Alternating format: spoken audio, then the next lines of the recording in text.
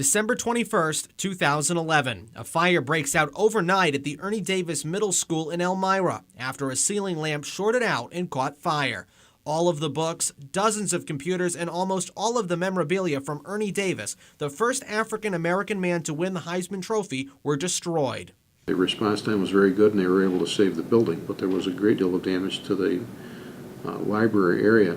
No one was hurt in the fire. The school was in compliance, but it's a reminder that fires can happen in schools. We asked Chemung County Emergency Manager Mike Smith how the county and state handle school fire inspections.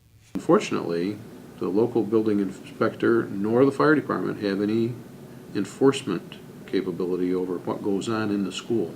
In the state of New York, the school districts designate qualified district employees to perform the fire safety inspections. Those employees have the option of inviting the local building inspector or fire marshal along for the tour. The state does mandate what happens during an inspection, and these forms are uniform for every school in the state. Corning Painted Post let us tag along for an inspection of the Calvin U. Smith Elementary School.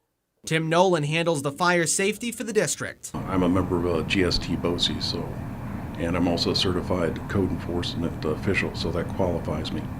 Inspections are done every 11 months, and teachers are notified before Nolan comes.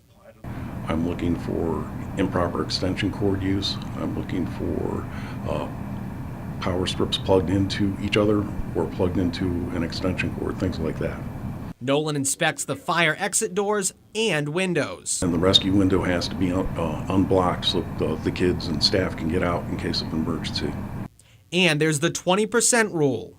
20% rule applies to corridors in the schools itself, and they can't have any more than 20% combustible material like artwork on the walls. And the 2-foot rule, which prohibits combustibles within 2 feet of the ceiling. You want to prevent that because you don't want a fire starting in a classroom and then spreading along the ceiling. In the event of smoke or fire, these panels in the front of the building help firefighters quickly spot the trouble zones. It's going to tell the fire department what portion of the building the fire is in, so it makes their response quicker.